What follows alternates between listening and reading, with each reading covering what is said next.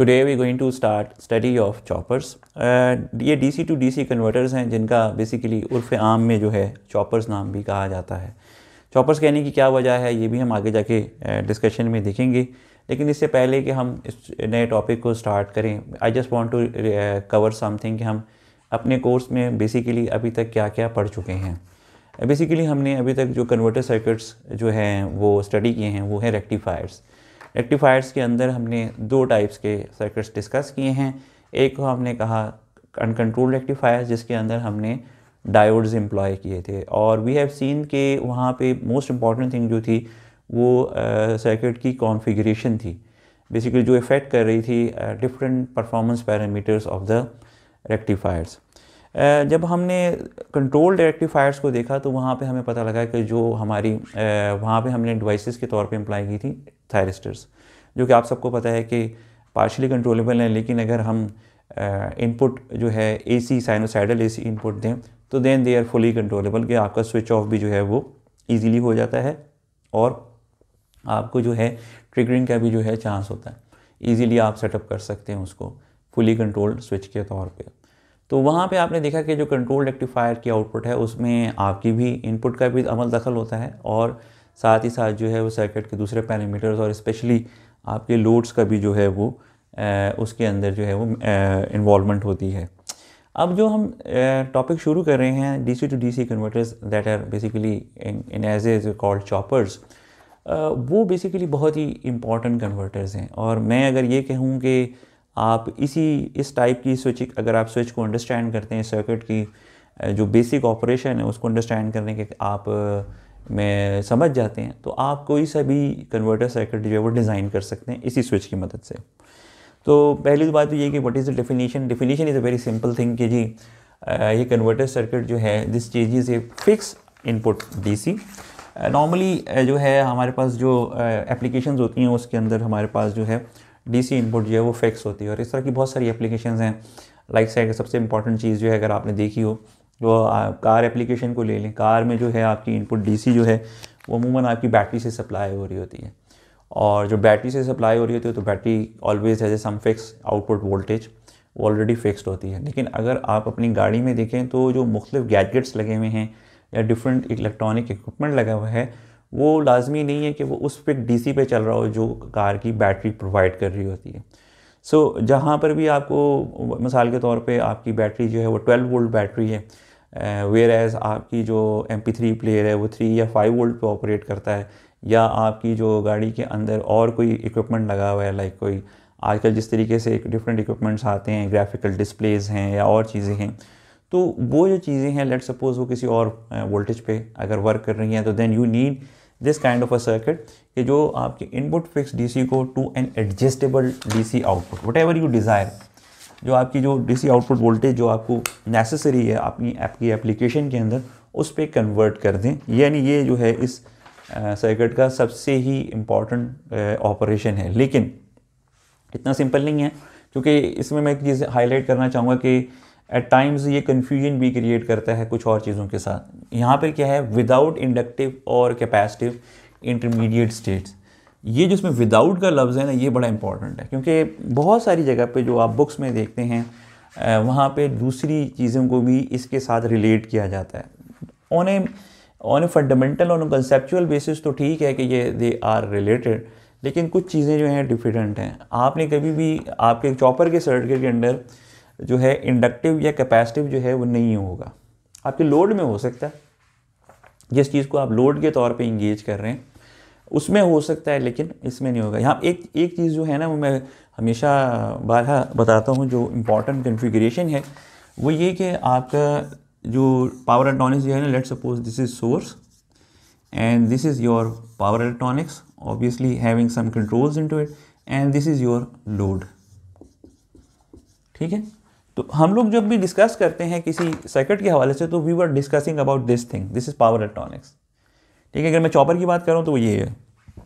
अब यहाँ पे जो सोर्स है वो आपका फिक्स डीसी है, ठीक है, और जो आउटपुट है वो बेसिकली एडजस्टेबल डीसी है, एडजस्टेबल डीसी आउटपुट है जो आपके लोड को चाहिए, डिपेंड करता है आपका लोड है क्या। तो ये जो पावर इलेक्ट्रॉनिक्स है ना, ये आपका जो है चॉपर है। इस चॉपर के अंदर ना कोई भी इंटरमीडिएट इंडक्टिव या कैपेसिटिव एनर्जी स्टोरेज नहीं है। आप कोई भी इंडक्टर या कैपेसिटर इसके अंदर नहीं लगाते। लोड के अंदर लगा हुआ हो सकता है, आपके लोड में इंडक्टर भी हो सकता है, कैपेसिटर भी हो सकता है, रजिस्टर भी हो सकता है, लेकिन in with in the chopper जो है ये आपके पास जो है कोई भी ऐसी चीज़ नहीं है जिसके अंदर कोई एनर्जी स्टोरेज हो सके। ठीक है, ये इसको क्लैरिफाई करने की ज़रूरत इस तरीके से है कि इससे आगे जो है डीसी टू डीसी कन्वर्टर्स में और भी आपको चीज़ें मिलेंगी, इसमें बक बूस्ट कन्वर्टर्स और बूस्ट कन्वर्टर्स और बक बूस्ट कन्वर्टर्स मिलते हैं। They are basically the regulators. If I basically precisely define करूँ तो वो रेगुलेटर्स होते हैं जो कभी कभी वोल्टेज रेगुलेट कर रहे होते हैं या करंट रेगुलेट कर रहे होते हैं। वहाँ पे आपको कैपेसिटर्स और इंडक्टर्स मिलते हैं। ठीक है ना, तो इनमें थोड़ा सा डिफरेंस है, यानी जिसको हम चॉपर कह रहे हैं। और चॉपर का कहने का मकसद क्या है, बेसिकली ये आपकी जो आउटपुट वोल्टेज जो आपको एडजस्टेबल या कंट्रोल्ड मिलती है उसको इनपुट वोल्टेज को चॉप करके दे रहा होता है आउटपुट पे। ठीक है, ये इसका बेसिकली इसलिए इसका नाम चॉपर होता है। अभी हम इसकी वेवफॉर्म्स वगैरह देखेंगे तो भी ये क्लैरिफाई हो जाएगा। ठीक है, तो ये सबसे इंपॉर्टेंट चीज़ है जो आपने जहन में रखनी है कि इसके अंदर भी कोई भी इंडक्टिव या कैपेसिटिव इंटरमीडिएट एनर्जी स्टोरेज नहीं होती। ठीक है, अगर if we draw a block diagram, ये भी मैंने एक ब्लॉक डायग्राम बना दिया, लेकिन let's suppose if we draw a block diagram, जो इसकी हम ब्लॉक डायग्राम बना सकते हैं। तो लेट्स सपोज मैं इसको इस तरीके से रिप्रेजेंट कर लेता हूँ। So if this is the input and this will be the output. अच्छा, यहाँ पे जो सबसे इंपॉर्टेंट चीज़ है ना वो ये कि यहाँ से आपकी कंट्रोल इनपुट होती है, control input. All the operation depends upon this control input कि वो क्या होगी।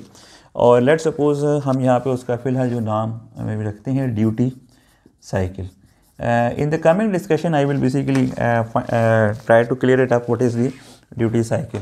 On the input side we have a voltage. Let's suppose we say that this is equal to V1 and we have a current. Let's suppose this is equal to I1 and we have input power that is equal to V1 I1। क्योंकि obviously ये DC है तो ये simple कि आप इसमें से अपनी वोल्टेज वगैरह निकाल सकें। Secondly voltage at the output is equal to V2 and the current at the output is equal to I2 and output power will have V2 I2। तो ये बेसिकली आपके पास जो है कुछ रिलेशनशिप्स हैं पावर के हवाले से डीसी टू डीसी कन्वर्टर में। तो ठीक है, अगर हम यहाँ पे इसको कहते हैं कि ये आपका डीसी टू डीसी कन्वर्टर है जो कि चॉपर है, तो यहाँ पे ये इसकी इनपुट है और आउटपुट है। आइडियली स्पीकिंग ये जो कन्वर्जन हो रही है तो इसमें इसका ड्यूटी साइकिल का रोल है जो बेसिकली कन्वर्टिंग जो है इस इनपुट फिक्स डीसी को और एडजस्टेबल आउटपुट डीसी में हमें देने में इस ड्यूटी साइकिल का रोल है। तो ये इस चीज़ को हम देखेंगे। आइडियली जो आइडियल अगर हम कन्वर्टर की बात करें तो आइडियल कन्वर्टर जो है will have P input is equal to P output, so there will be no conversion loss. ठीक है, मैं आपको पहले भी बता चुका हूँ कि एक इम्पॉर्टेंट पैरामीटर जो होता है ना किसी भी कन्वर्जन के केस के अंदर वो ये होता है कि आपका जो कन्वर्जन का प्रोसेस है उसके अंदर कितना लॉस हुआ है। ठीक है, ये हमने रेक्टिफायर में भी ये चीज़ें काफ़ी स्टडी की थी और वहाँ पे भी एक इम्पॉर्टेंट मेजर एफिशिएंसी थी। तो यहाँ पे भी अभी हम देखेंगे परफॉर्मेंस पैरामीटर्स के हवाले से बात करेंगे तो वहाँ पर भी जो सबसे इम्पॉर्टेंट पॉइंट होता है वो एफिशिएंसी का होता है कि ये कितनी एफिशिएंटली ये कन्वर्जन हो रही है। ठीक है, प्रैक्टिकली स्पीकिंग अगर if I am talking about a practical converter तो मुझे आपको पता लगेगा कि P नॉट जो है वो लेस देन है P इनपुट से। ठीक है, और उसकी वजह वही है कि जो स्विचिंग के लॉसेज हैं या और कोई चीज़ जो इसमें अंदर लूज़ हो रही है तो उसकी वजह से जो है हमारे पास ये आता है। ये अगर आप चीज़ें देखें ना तो आपको लगेंगे कि you must have basically started them earlier as well. अगर हम यहाँ पे कहते हैं कि जी input is equal to output, power जो है वो इक्वल रहती है, तो आपको पता लगेगा कि you have started a device जिसके अंदर input power is equal to output power and that is called the transformer. लेकिन ऑब्वियसली वो इसी डोमेन में होता है। ठीक है, transformer we have a primary winding, ठीक है, or we have a secondary winding. So this is the so obviously we have V1 here and V2 here and similarly।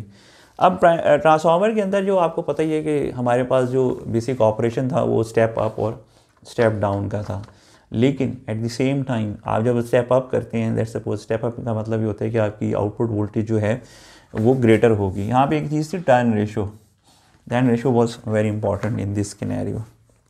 तो जब आप ये कहते हैं ना कि आपकी आउटपुट वोल्टेज जो है वो ज़्यादा होगी इनपुट से, तो एट द सेम टाइम जो आपका करंट था वो कम हो जाता था, आउटपुट करंट जो था वो कम हो जाता था इनपुट करंट से, और ये रिफ्लेक्ट करता था कि जो मल्टीप्लाई करके आपको पावर मिल रही है वो आउटपुट कांस्टेंट रहेगी। सिमिलर इसके अगर हम स्टेप डाउन में देखें तो आपकी इनपुट वोल्टेज जो थी वो ज़्यादा थी, आउटपुट वोल्टेज जो थी वो कम थी, और वहाँ पर भी हम यही कहते थे कि जी आपका आउटपुट करंट जो है वो ज़्यादा हो जाएगा इनपुट करंट से, तो वो आपकी जो पावर है वो सेव रहेगी, यानी वो कांस्टेंट रहेगी on the input side as well as on the output side.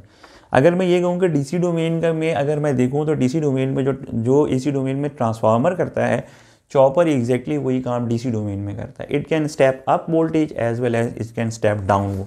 तो अगर हम इसकी टाइप्स में भी देखें तो जो प्राइमरीली दो बड़ी टाइप्स हैं इसकी, वन है स्टेप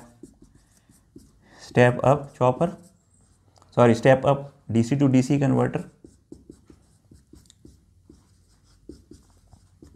और सेकंड जो है step down DC to DC converters. तो ये ज़्यादातर जो है वो रेगुलेटर्स के प्रोस्पेक्ट में ज़्यादा यूज़ होते हैं निस्बतन हमारे जो चॉपर के केस के साथ। चॉपर में जो है वो क्लासिफिकेशन थोड़ी सी डिफरेंट है, लेकिन वहाँ पर हम देखेंगे कि क्या होते हैं। तो ये कुछ थोड़ी सा बैकग्राउंड है when we discuss about the choppers. We will inshallah going to continue our study and see in detail in our next video about the basic operation and the waveforms that are associated with this circuit and what would be the practical realization for this circuit. Thank you.